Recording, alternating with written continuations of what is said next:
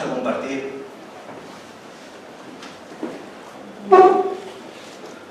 algo de parte del Señor que creo necesario, que creo que es del Señor y creo que será productivo para la congregación, para cada uno de nosotros en el día de hoy, como lo es todo lo que viene de parte del Señor, todo lo que viene de la Escritura.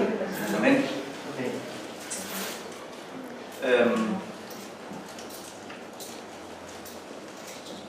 Recordando un poco, porque hoy, día 21, pues de alguna manera ha terminado el estado de alarma, ¿no? Y no sé, en apariencia parece que todo está bien, que ya todo está vuelta a la normalidad, pero nada más lejos de la verdad en todas las áreas que podamos hablar. Esto no ha terminado ni mucho menos, y sobre todo por la parte que nos corresponde a nosotros como creyentes. Al principio de la epidemia, del confinamiento, del estado de alarma y demás, estuvimos ministrando algo que Dios depositó en mi corazón, no solo se ministró por medio de predicar, sino se ministró por medio de conversaciones que tuve con los hermanos. Esto no solo lo despertó en mi corazón, sino en diferentes personas en medio de la congregación, y fueron las primeras 2, incluso 3 semanas de confinamiento primero el tema a hablar, el tema a buscar en las Escrituras, el tema a predicar, y fue algo que envolvió estas primeras semanas de confinamiento. Una de las cosas que estuvimos hablando y que estuvimos ministrando tenía que ver con que probablemente, a ver si hacen memoria un poco, probablemente decíamos y predicábamos y hablábamos, que probablemente nuestra situación iba a cambiar, que nuestra manera de vivir como la conocíamos quizá diera un fuerte, brusco, violento, y cambiáramos de alguna manera nuestra forma de vivir por las diversas situaciones a las cuales nos estábamos enfrentando, y hablábamos que debíamos preparar nuestro corazón, despojando nuestros corazones de toda codicia materialista de alguna manera, y así aprender de una manera genuina esta pedagogía del Señor, esta enseñanza del Señor, porque a día de hoy seguimos creyendo que todo esto viene de parte del Señor. Y entendemos que su trato está detrás de todo esto, y estuvimos ministrando todas estas cosas. Esto lo estuvimos hablando porque sabemos que los cambios en las vidas del creyente son también significativos y nos afectan.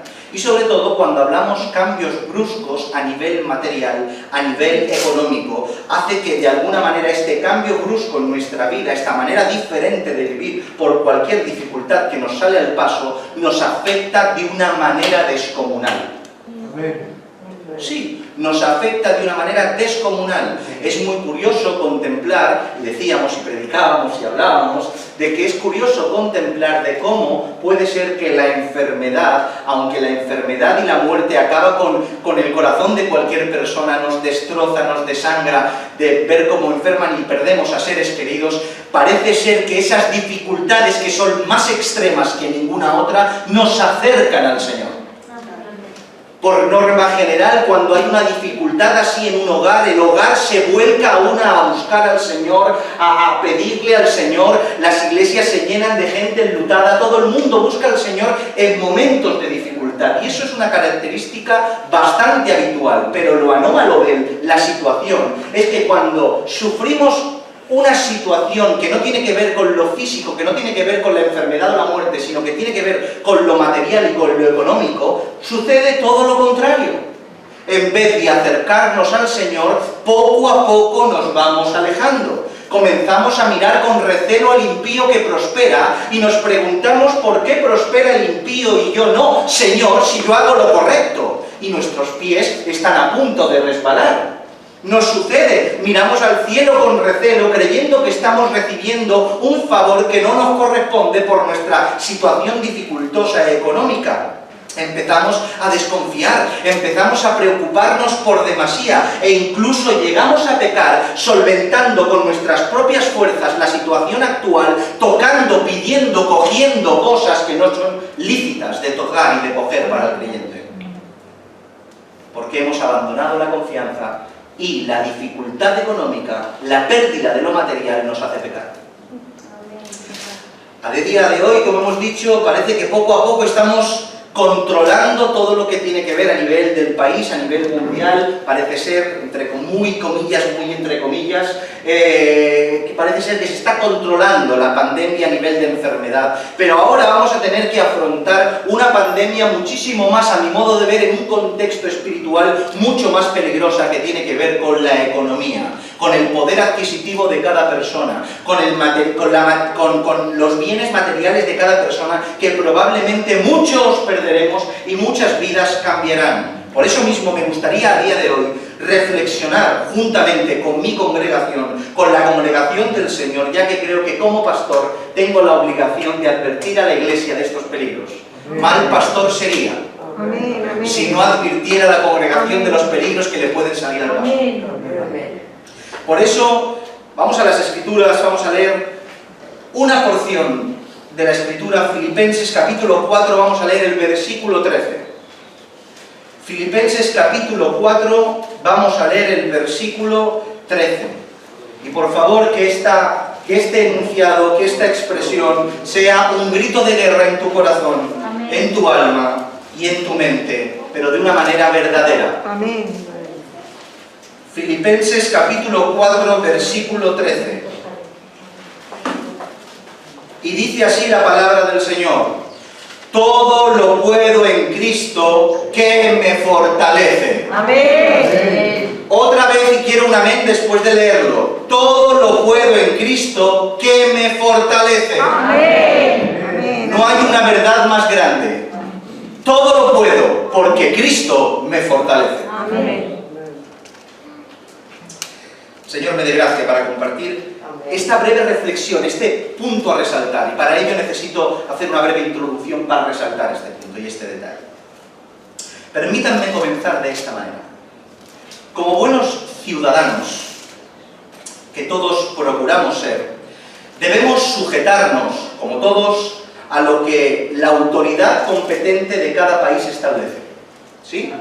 Como buenos ciudadanos tenemos que contemplar las leyes, la Constitución, la normativa de cada país donde residimos, y tenemos que diligentemente, como buenos ciudadanos de ese lugar, acatar, obedecer y cumplir las leyes de dicho país. Cada país está regido por ciertas normas, las cuales están establecidas para darle al ciudadano privilegios, restricciones y para que reine la armonía en medio de la ciudadanía. Nosotros como cristianos, aunque regidos por Dios y por su palabra, y aunque nuestra ciudadanía es celestial, en ningún momento en absoluto la Biblia insta a abandonar las obligaciones que tenemos como ciudadanos del mundo. Nosotros, como creyentes, es más, como buenos cristianos, tenemos que ser mejores ciudadanos aún, porque no nos representamos a nosotros mismos, sino que representamos a Cristo. Por tanto, el creyente es doblemente mejor ciudadano, o debería ser así, porque representamos a nuestro Señor Jesucristo. Esto de que el cristiano debe acatar las normas del Estado no es algo que se deduzca, porque aunque no hubieran textos, se deduciría que tenemos que acatar dichas normas, sino que es algo que está ordenado estrictamente en las Escrituras. Y permítanme y ténganme paciencia para leerles algunos versos para demostrar esta obviedad, pero se tiene que demostrar y decir en alto. Por ejemplo, Primera de Pedro capítulo 2, versos 13 y 14. No lo busquen, yo lo leo, apúntenlo solamente. Por causa del Señor, someteos a toda institución humana, ya sea el rey como el superior, ya a los gobernadores como por el enviado para castigo de los malhechores, y alabanza de los cuales hacen bien. Tito capítulo 3, versículo 1 dice: recuérdales que se sujeten a los gobernantes y autoridades, que obedezcan, que estén dispuestos a toda buena obra. Uno más, un poquito más largo, Romanos capítulo 13, versos del 1 al 7. Miren qué increíble lo que dice: sométase toda persona a las autoridades superiores, porque no hay autoridad sino de parte de Dios, y las que hay por Dios han sido establecidas, de modo que quien se opone a la autoridad, a lo establecido por Dios, resiste, y lo que resisten acarrean condenación para sí mismos, porque los magistrados no están para infundir temor al que hace el bien, sino al malo. ¿Quieres pues tú no temer a la autoridad? Haz lo bueno y tendrás alabanza de ella, porque es servidor de Dios para tu bien. Pero si haces lo malo, teme, porque no en vano lleva la espada, pues es servidor de Dios, vengador para castigar al que hace lo malo, por lo cual es necesario estar sujetos, no solamente por razón del castigo, sino también por causa de la conciencia, pues por esto pagáis también los tributos, porque sois servidores de Dios, que atienden continuamente a esto mismo. Pagad a todos lo que debéis, al tributo, tributo, al que impuesto, al que respeto, respeto, al que honra, honra. Vaya texto, mis hermanos. Pero seguimos, no solo, fíjense en qué concepto tienen las autoridades Dios y en su escritura. Tito capítulo 2, verso 1 y 2, Timoteo dice: exhorto ante todo a que se hagan rogativas, oraciones, peticiones y acciones de gracia por todos los hombres, por los reyes y por todos los que están en eminencia, para que vivamos quieta y reposadamente en toda piedad y honestidad. Amén. Uno más, ¿quién podría faltar aquí? Nuestro Señor Jesucristo, enseñando a todo aquel que escuchaba en concerniente a este tema. Lucas 20, 22, 25 dice: ¿no es lícito dar tributo al César o no? Le preguntan. El Señor dice: mas él, comprendiendo la astucia de ellos, les dijo: ¿por qué me tentáis? Mostradme la moneda. ¿De quién tiene la imagen y la inscripción? Y respondieron: de César. Entonces les dijo: pues dad al César lo que es del César y a Dios lo que es de Dios. En ningún momento dijo Cristo: dadle a Dios lo que es de Dios e ignorar por completo lo que el César os pide. No, sino dadle a Dios lo que es de Dios y dadle al César lo que es del César. La sujeción a las autoridades no solo es un mandamiento, mis hermanos, que tenemos que cumplir sin más, sino es algo que tenemos que cumplir porque, como hemos visto, está explícitamente en las Escrituras y tenemos que atender a las leyes de cada país y a las autoridades superiores, sino que forman parte de los recursos que Dios nos da para poder desarrollarnos, desenvoluparnos y protegernos en esta vida. Ellos tienen la espada y las autoridades puestas por Dios están puestas para protegerte a ti. Como bien acabamos de leer en Romanos, el gobierno y sus leyes no están puestas para temerlas, sino para beneficiarte de ellas. ¿Quién tiene que temer las leyes? ¿Quién tiene que temer a los gobernantes? Aquellos que están dispuestos a infringir las leyes, pero tú no temas, sino benefíciate porque te protegen a ti. Amén. Con el gobierno y sus leyes podemos disfrutar del derecho a la libertad. Que alguien te quite la libertad está prohibido porque las leyes amparan dicha libertad. Y por tanto el gobierno nos facilita en países obviamente democráticos y no dictatoriales una libertad, en apariencia también lo hablo. Con el gobierno las leyes nos permiten el derecho a la propiedad privada. O sea, nosotros tenemos derecho a tener una posesión adquirida con nuestro esfuerzo y nadie puede venir a tomarla porque entonces podemos imponer una demanda y reclamar aquello que es nuestro. Por tanto, tenemos ese derecho a la propiedad privada. Podemos utilizar las leyes para defendernos, como hemos dicho, del opresor, ya que como cristianos no tenemos otro recurso. ¿Acaso tiene usted otro recurso para defenderse? En absoluto. En primera instancia hablaremos, utilizaremos la adversidad para presentar el Evangelio, dialogaremos, intentaremos llegar a buenos acuerdos con aquel que tenemos por adversario sin nosotros quererlo, pero si no hay más remedio, ¿qué tenemos que hacer? ¿Desafiarlos? ¿Amenazarlos? ¿Amedrentarlos? ¿Quedar en una esquina para pegarnos?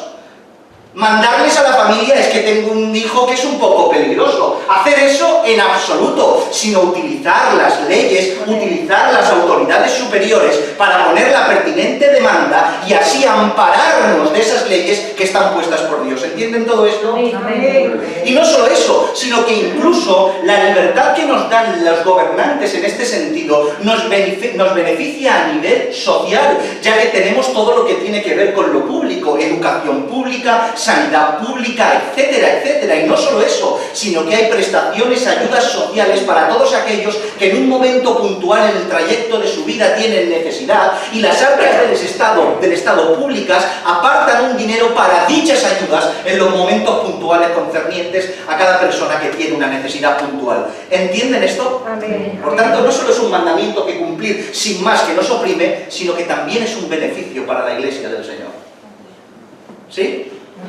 Ahora bien, tenemos que saber ubicar correctamente como cristianos el lugar que tiene el Estado, el lugar que tiene el gobierno, el lugar que tiene la ley de cada país para con nuestras vidas.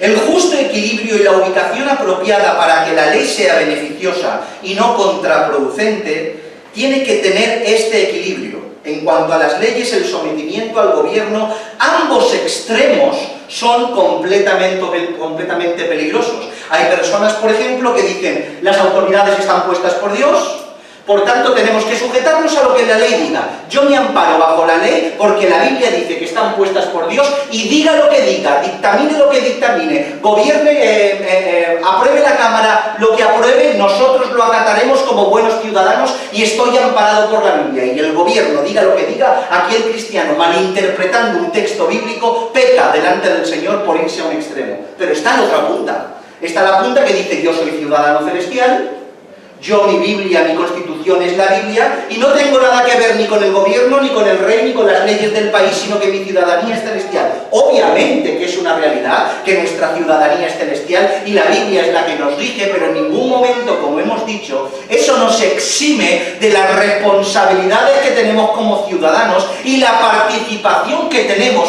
en este gobierno, en esta ciudadanía, con todo lo que nos envuelve. ¿Entienden esto? Amén. Ninguno de estos extremos es el adecuado. ¿Cuál es la forma adecuada, pues? ¿Cuál es la premisa para poder entender esto y llevarlo como creyentes bien? Una manera simple, clara y directa. Abre tu oído. El mandamiento es el límite. El mandamiento es el límite, o sea, que nos sujetaremos a las autoridades competentes siempre que éstas no nos empujen a infringir el mandamiento.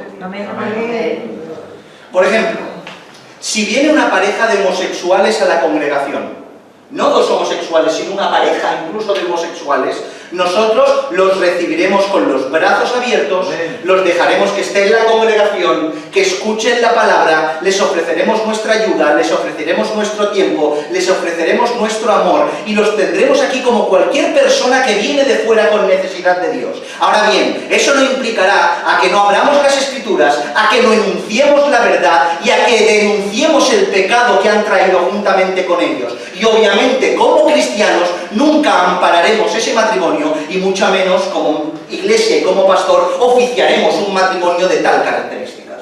Amén. ¿Sí? Bien.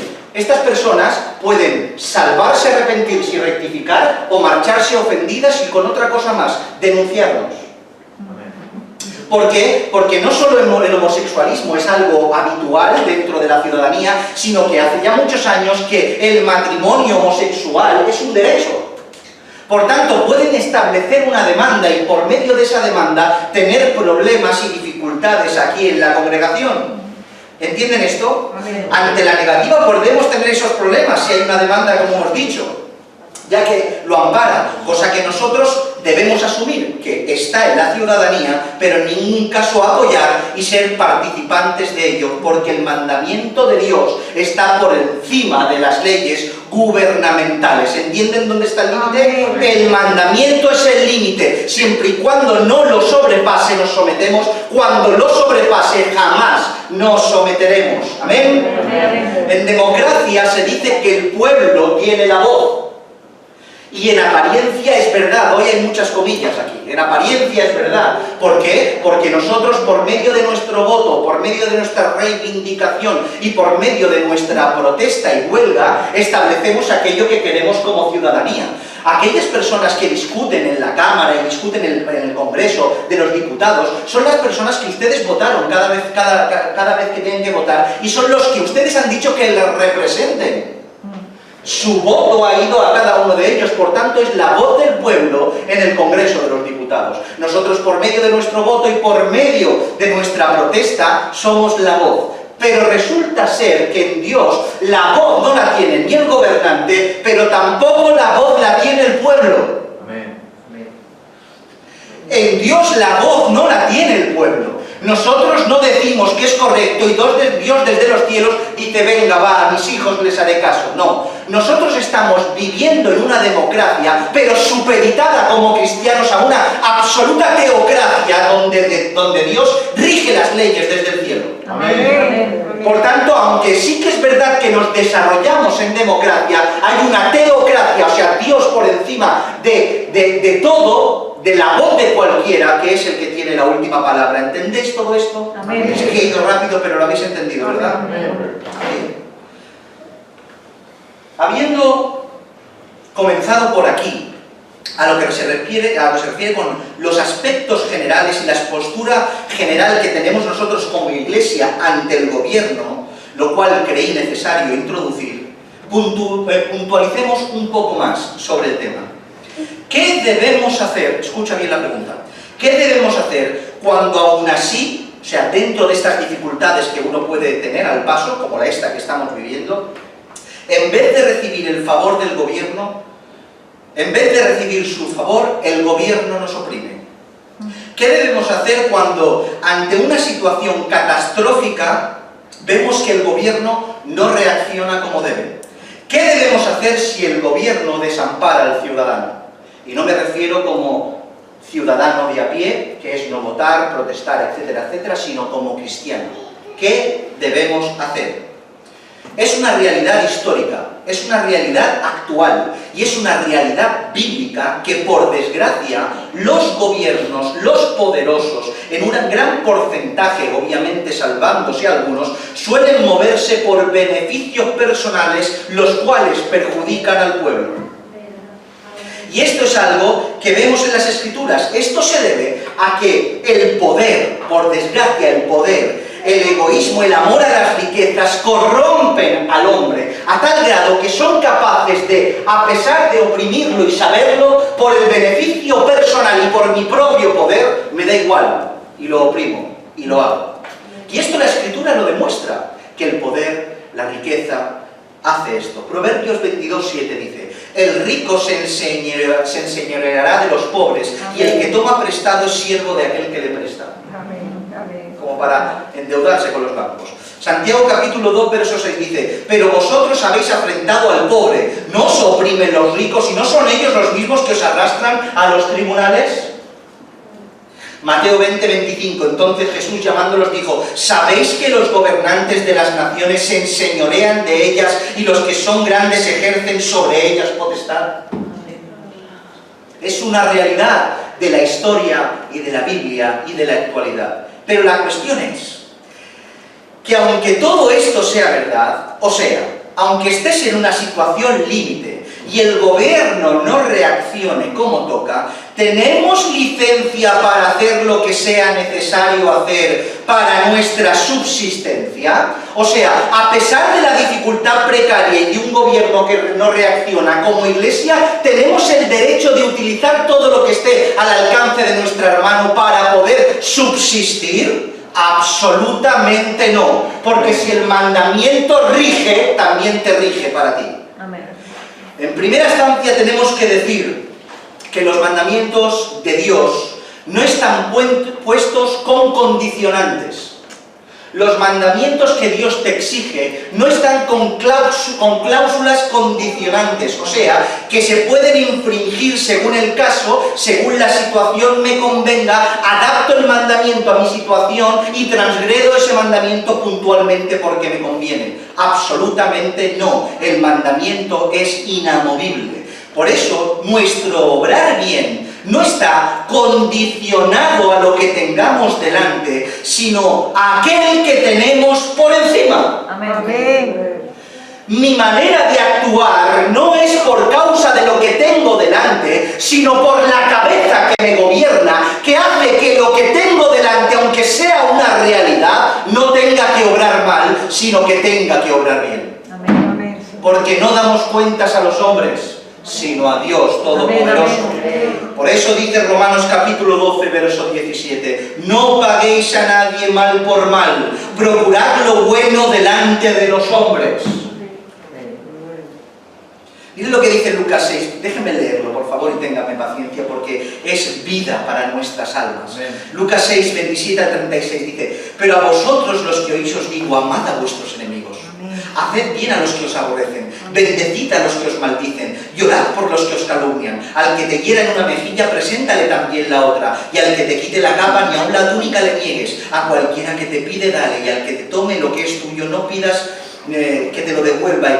¿Y cómo queréis que hagan los hombres con vosotros? Así también haced vosotros con ellos, porque si amáis a los que os aman, ¿qué mérito tenéis? Porque también los pecadores aman a los que aman, y si hacéis bien a los que os hacen bien, ¿qué mérito tenéis? Porque también los pecadores hacen lo mismo, y si prestáis a aquellos de quienes esperáis recibir, ¿qué mérito tenéis? Porque también los pecadores prestan a los pecadores para recibir tanto. Amad pues a vuestros enemigos y haced bien y prestad, no esperando de ello nada, y será vuestro galardón grande y seréis hijos del Altísimo, porque Él es benigno para con los ingratos y malos. Sed pues misericordiosos, como también vuestro Padre es misericordioso. Amén. Si Él fue benigno para contigo y conmigo, que éramos malvados, nosotros tenemos que reproducir el amor de Dios, el cual no tiene condicionante. Amén. Y amar a aquel que nos hace mal. Por eso se sorprendían cuando le decía, carga con él, dice, si me piden andar con ellos una milla, ¿qué hago? Bajo la ley esa romana que te obligaban a dejar todas tus tareas y andar una milla, 1,5 kilómetros la carga del soldado. No, anda con él 2. ¿Cómo puede ser? Porque así es así el Señor, por eso es locura para los que se pierden. Amén. Es locura, mis hermanos. ¿Por qué todo esto? ¿Por qué todo esto? Porque como cristianos, ante una situación difícil como la que estamos viviendo, ante un gobierno que no reacciona, tenemos delante nuestra la excusa perfecta, la tentación perfecta para tomar aquello que no nos corresponde. Tenemos una situación precaria con el COVID-19, no solo de salud sino económica, y un gobierno que parece que no se sepa atar los zapatos que lleva puestos. Y tenemos delante nuestra, en vez de beneficios y ayudas, dificultades. Tenemos la excusa perfecta, el tapiz perfecto para que nuestra carne sea tentada y contestar mal. Y reaccionar mal. Y valernos por nosotros mismos, tomando aquello que no nos corresponde. Obviamente no estoy diciendo que se nos va a pasar por la cabeza atacar a alguien por la calle y quitarle la cartera. Tampoco estoy hablando de que se nos va a pasar por la cabeza, no tengo para comer, voy a atracar el banco que está aquí atrás de la esquina con cuchillos de cocina que tengo en casa. No se nos va a ocurrir esa barbaridad, pero en ocasiones quizá aprovechemos, y esto sí, los agujeros de las leyes para un beneficio ilegítimo, y a lo que me estoy refiriendo es a solicitar y a cobrar ayudas, prestaciones y paros del Estado que no nos son lícitos tomar. No vamos a atracar un banco, pero sí quizá busquemos los agujeros del gobierno y de las leyes para tomar aquello que no nos corresponde tomar como creyentes. Como la situación es precaria, como no tengo salida, como el gobierno no responde, pues voy a utilizar todo lo que esté en mi mano para intentar sacar el máximo partido en lo que pueda, porque si ellos me roban, yo intentaré también. Y si no eso, intentaré sacar el provecho, todo el provecho que pueda. Permítanme algunas aclaraciones. Tengo claro que cuando hablamos de todo lo que concierne, y escucha bien, por favor, cuando todo lo que concierne, y hablamos todo lo que concierne a la legalidad, a las leyes, al ciudadano con el gobierno, a la iglesia cara con las leyes del Estado, en nuestros trabajos, etc., todos tenemos situaciones que deberían ser observadas, reguladas, y que de alguna u otra manera no estamos del todo legal como deberíamos, y todos nos metemos en esa olla. Y si se mira a cada uno con detenimiento, todos tendremos algún resquicio censurable. Todos. Absolutamente todos. Si nos miramos con lupa en la situación que tenemos, seguro que hay algún resquicio censurable y para rectificar, ¿sí? Pero nuestra labor es que con la ayuda de Dios, ir poco a poco averiguando cuáles son esos resquicios y en la medida de lo posible, a la luz de la Escritura y con la ayuda de Dios, ir rectificándolos. Y en ningún caso asumir nuestra situación como definitiva y aprobada por Dios, justificándonos con argumentos tales como es que todo el mundo lo hace, es que en eso no se fija nadie, o hay cosas más importantes que quitarnos, hermano. Y con esas frases típicas cogemos de la mano el pecado y lo hacemos nuestro. Y asumimos el que nos acompañe, cuando en realidad tenemos que examinar nuestra vida y poco a poco, con diligencia, con Biblia y no sin sufrimiento, ponernos adecuadamente cara a los ojos del Señor.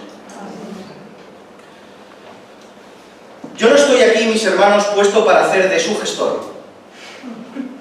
No soy ni abogado, ni gestor, ni tengo ni idea. Si hay algo que no tenga ideas de todas estas cosas, no me entero. Créanme que no me entero. Y yo no estoy aquí para hacerles de gestor, de abogado, porque ni tengo ni idea, como he dicho, y es algo que no me corresponde. No es mi labor como pastor hacerles de gestor. No es mi labor como pastor examinar todo lo que tiene que ver con sus situaciones laborales y con sus situaciones en las cuales solicitan ayudas, etcétera, etcétera. ¿Están aquí? Yo no voy a decirte, a no ser que sea una cosa muy obvia y muy clara, qué es lo correcto, qué se puede solicitar y qué es lo que no. No me tienes que mandar por email las ayudas que vas a solicitar y decirme las conversaciones grabadas con tu móvil que has hecho con el gestor por la tarde. No, mi hermano, no, mi hermana. Pero como pastor sí que tengo la obligación de enunciar la verdad, de advertirte sobre el peligro y de presentarte esta moralidad de Dios que habita en el creyente, que caracteriza a todo cristiano, la cual debe aplicarse en todo lo que hacemos y, cómo no, en todo esto de las prestaciones y de las ayudas. Como bien hemos dicho, el Estado, las leyes, las ayudas sociales están puestas ahí para usarse de ellas. Gloria al Señor, para todo aquel que las necesite. Y en absoluto estoy diciendo que solicitar ayudas del Estado sea pecado.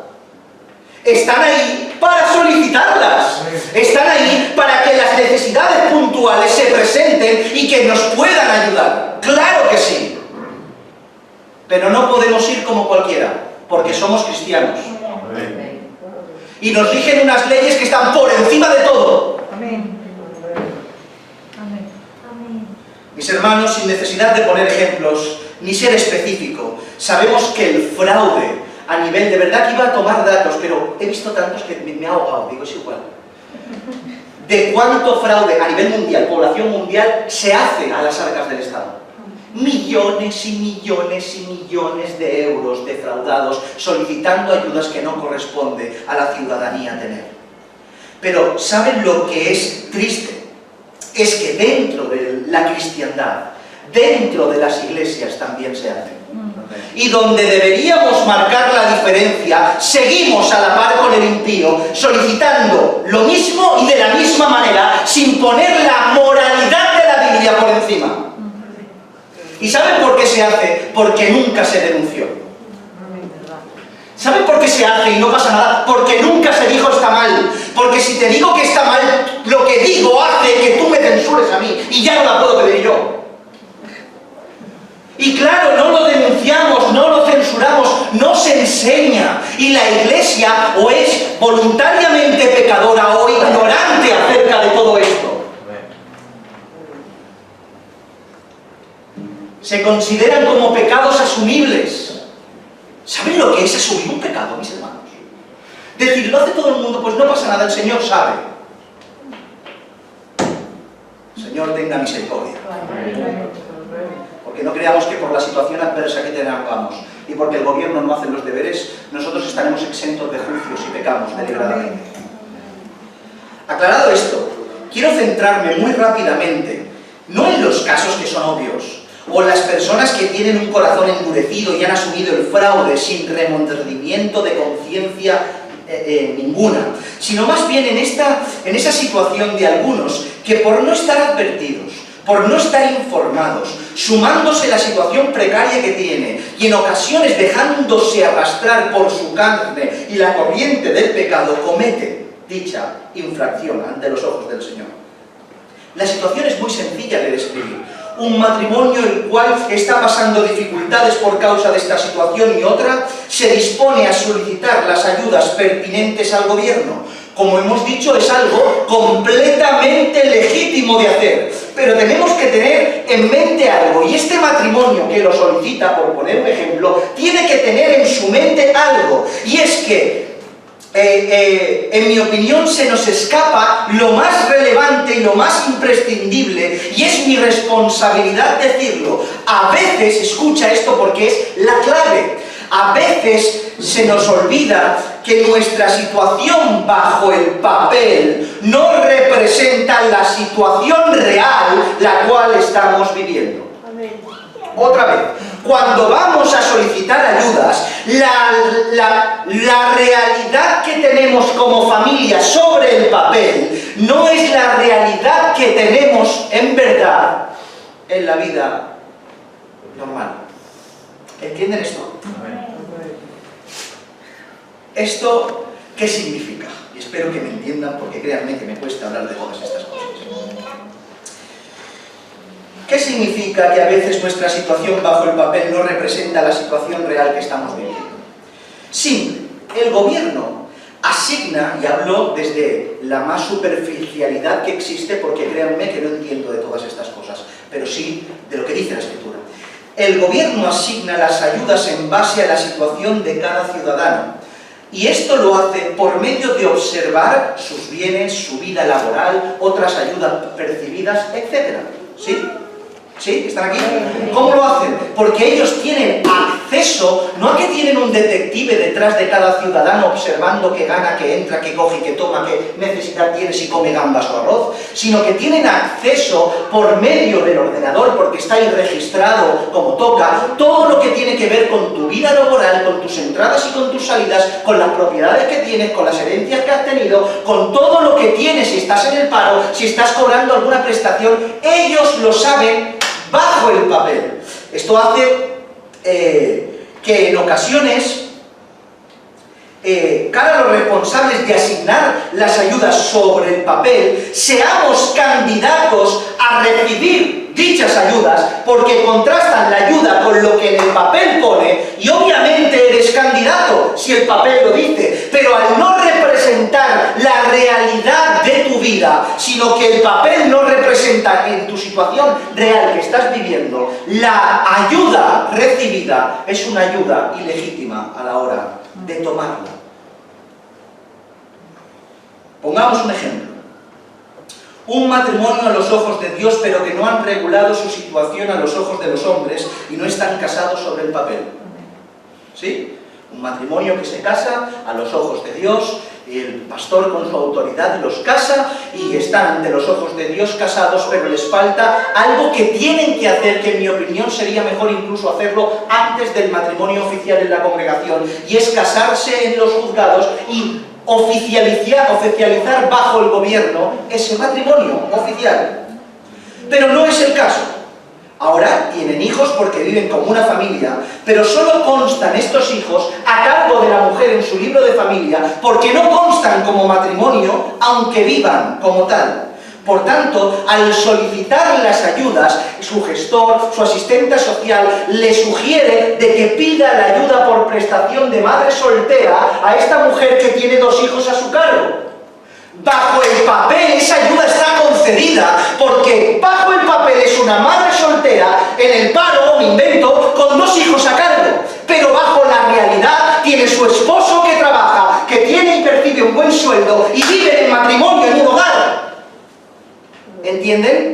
Perciben algo que bajo el papel es legal, pero bajo la realidad es una falsedad. Otro ejemplo, alguien solicita una ayuda que requiere de unos mínimos de ingresos para poder recibirla. Sobre el papel, ambos están en paro, pero uno de ellos trabaja en una situación irregular porque no tiene más remedio. Y a veces, por desgracia, nos vemos obligados a trabajar en situaciones irregulares porque no hay más remedio y trabajar sin contrato laboral. Pero, por otro lado, se le suma esto que su declaración de la renta resulta que tiene unos mínimos porque ese trabajo que percibe no está registrado, no está declarado y cobra unas prestaciones porque su declaración de la renta está por debajo de los mínimos permisibles. Pero otra vez cobra algo que no le pertenece porque la realidad es que en su casa desde hace muchos años entra un sueldo que no está registrado. Realidad sobre el papel, realidad de verdad. ¿Sí? ¿Entienden? Esto es súper sencillo. Por tanto, esta situación, ante las ayudas del Estado a nosotros, que nos regimos por algo más elevado que el resto, nos pone en la responsabilidad de añadir a la ecuación dicha situación que no está bajo el papel para que se asigne lo que nos corresponde bajo la moral y la ética bíblica y que se nos dé aquello que verdaderamente merecemos. Y si no se puede hacer, si no puedes incrementar en la solicitud la realidad, no la pidas. Amén. Todos los cristianos del mundo, verdaderos, nos regimos y caminamos y tomamos decisiones a diario, básicamente por dos factores que van intrínsecamente ligados entre sí y que vienen a significar lo mismo en diferentes focos: su palabra y su espíritu. Su palabra y el espíritu que mora en nosotros por causa de la regeneración. Y estos dos factores indispensables en la vida del creyente rigen nuestras decisiones a diario. ¿Estáis de acuerdo? Amén. En ocasiones, la situación que tenemos delante es clara y el mandamiento se lo atiende claramente. Por favor, escuchen esto, que ya vamos recta final y es súper importante. En ocasiones la situación que tenemos delante es clara y el mandamiento, la Biblia, lo atiende de una manera clara. ¿Qué sé yo? Me hacen algo y dice yo me quiero vengar y la palabra dice mía es la venganza, yo pagaré, dice el Señor, amarás a tu prójimo. ¿Qué hago yo? Me paro, no me vengo, me calmo, amo, perdono, dejo que el Señor actúe, porque tengo un mandamiento directo, claro, específico, que me para los pies en ese momento porque se alinea con el espíritu que tengo dentro y tengo claro lo que tengo que hacer. ¿Lo habéis entendido? Amén. Pero en otras ocasiones el mandamiento no es explícito y entonces se le da paso a la ética, a la conciencia, a la moral que su espíritu nos suministra para poder saber qué tenemos que hacer, qué decisión tomar en los momentos que nos salen al paso, en los cuales la Escritura no especifica el detalle.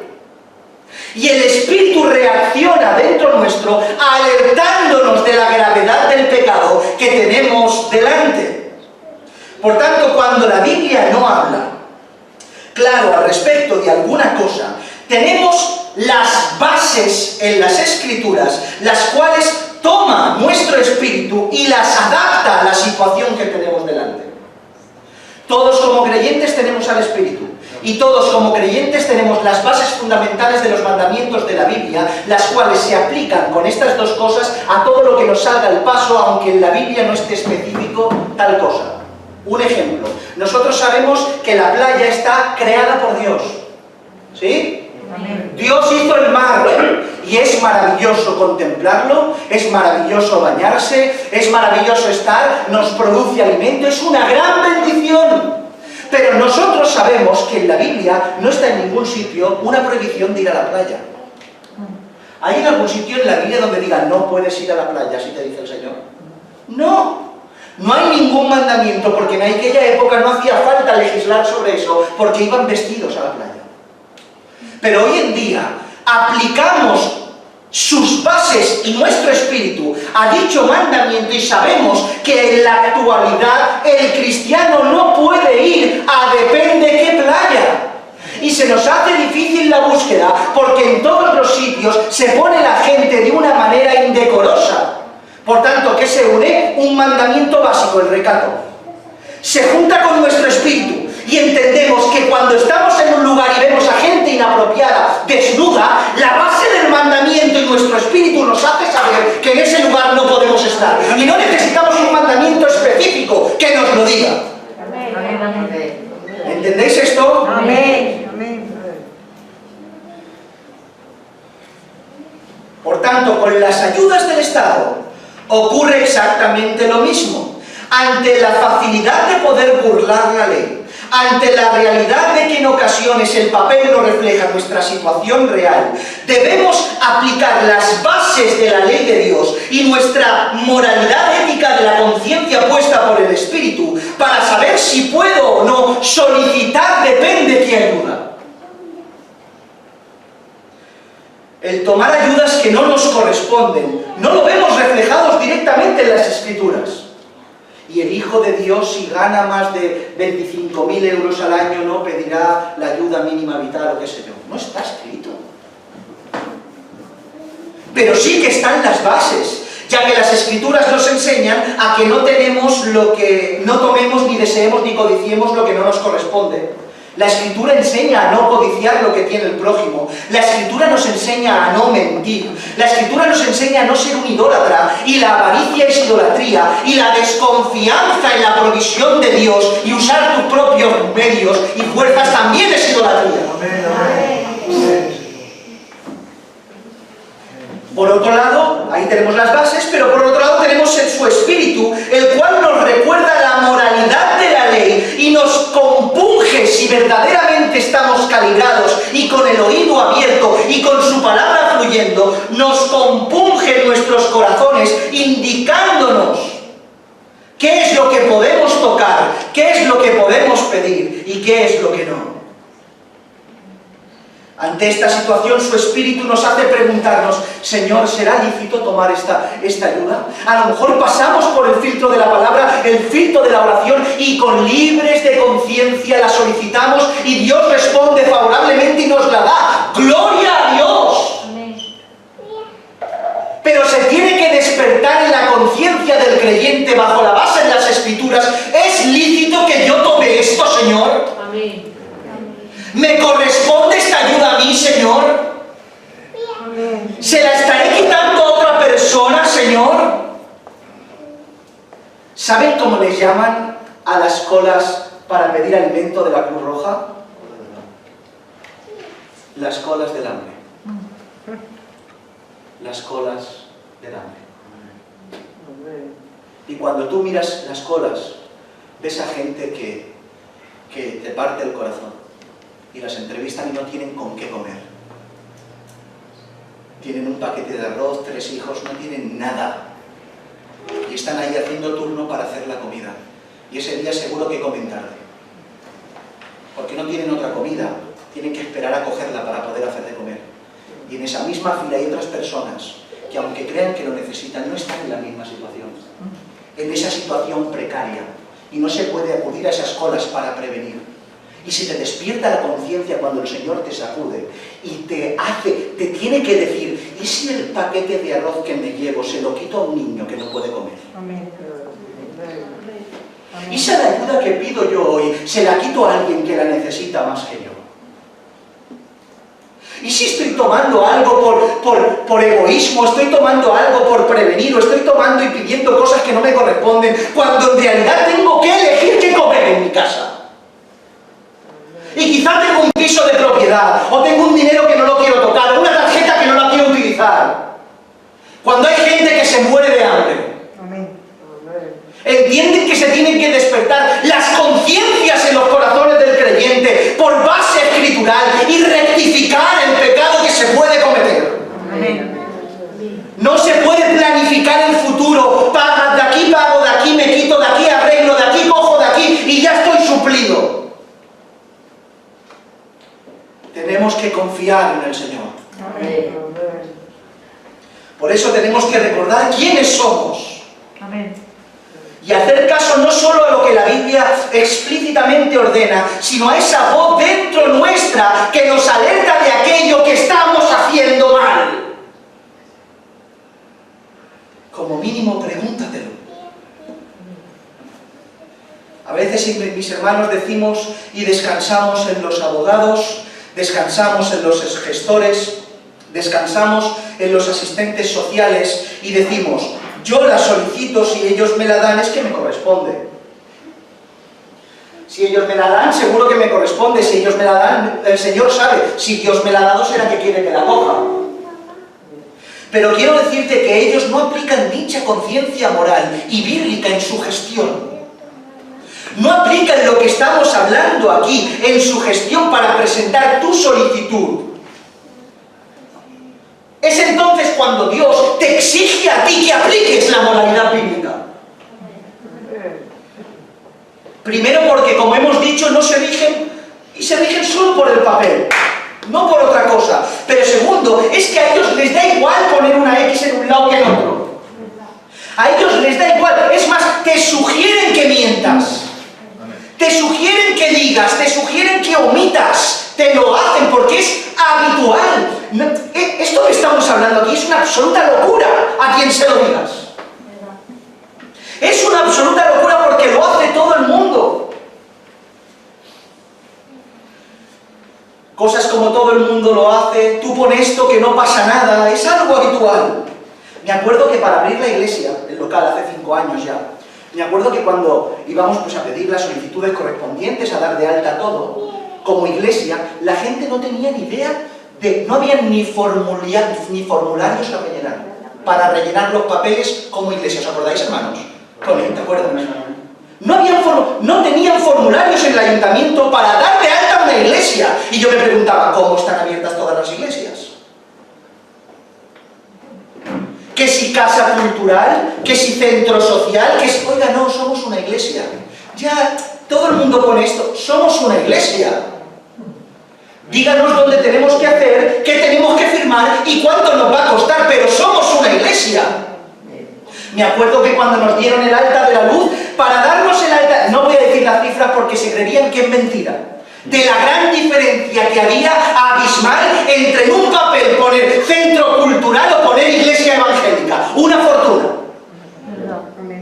Y nosotros nos sorprendíamos, decíamos, pero vamos a ver, que somos iglesia, ¿qué hacemos? Pero ponlo, si es igual, si te va, somos una iglesia. ¿De acuerdo?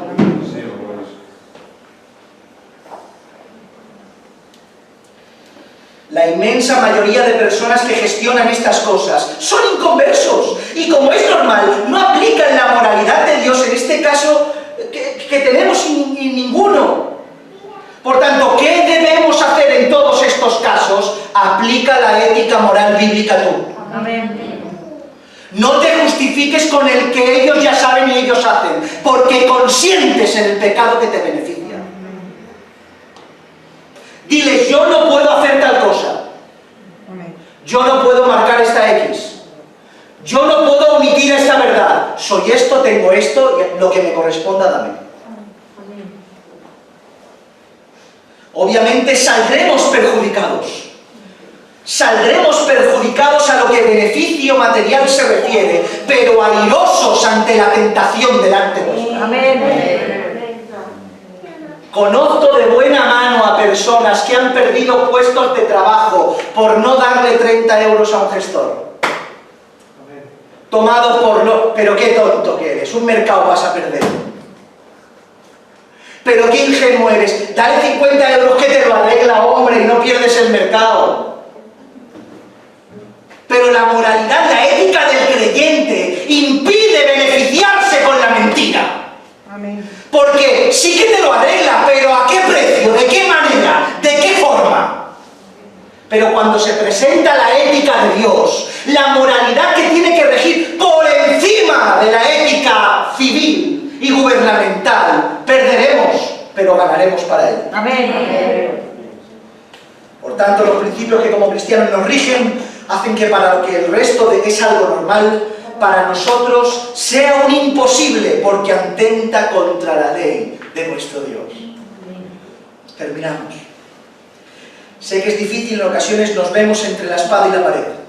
Nadie ha dicho que sea fácil, pero nunca se nos dijo que iba a ser fácil, ¿o sí? Este es el camino angosto, nos lo llenamos en la boca y en nuestro mensaje. Amén. El camino es angosto, la puerta es estrecha, cuán difícil, hay que morir por el Evangelio. ¿Qué se creen que es morir por el Evangelio? ¿Una frase en un sermón? ¿Una frase en una alabanza? No, es decir, no a una situación que no te corresponde y perder por ella en aras de Dios, el Evangelio. Amén. Por eso he escogido precisamente este texto, porque es aliento para el que milita. Amén. Amén. Aliento para el que milita. Porque es aliento para aquel que pierde. Es fortaleza para aquel que le cuesta. Es voluntad de espíritu para el que es tentado. Porque todos somos seducidos. ¿O qué os creéis? Todos nosotros, yo incluido, somos seducidos. Porque las luces están por todos los sitios. Pero menos mal que el Señor sale a nuestro paso. Porque es Cristo quien nos fortalece. Amén. Por eso el texto dice, todo lo puedo en Cristo que me fortalece. Absolutamente todo. Pero permítanme leerles en qué fabuloso contexto está esta expresión. Está en un contexto fabuloso, maravilloso, para los temas que estamos hablando en el día de hoy. Versos en adelante, antes, dice el 11, no lo digo porque tenga escasez, pues he aprendido, escucha por favor, iglesia del Señor, casa de David, esto es para ustedes. Amén. No es para ustedes, yo les conozco a ustedes, tengo responsabilidad para con ustedes. No lo digo porque tenga escasez, pues he aprendido a contentarme cualquier que sea mi situación. Sé vivir humildemente y sé tener abundancia en todo y por todo estoy enseñado, así para estar saciado como para tener hambre, así para tener abundancia como para padecer necesidad. Todo lo puedo en Cristo que me fortalece. Verdad. Amén. Noten en qué contexto está la fortaleza del apóstol. No en el privilegio de tener ayuda, no en el privilegio de recibir bendición, sino que sabía contentarse en lo mucho, y gloria a Dios por lo mucho, y no te sientas mal cuando haya mucho, pero gloria a Dios en lo poco. Amén. El todo lo puedo en Cristo que me fortalece, tiene que ver en el ámbito de la abundancia y en el ámbito de la escasez. ¿Quién te ha dicho que siempre tiene que haber abundancia? ¿Pero quién te lo ha susurrado? Que movemos cielo y tierra para que nuestra adquisición, nuestro poder económico no varíe. A veces necesitamos cambiar el estatus y mejorar en Dios.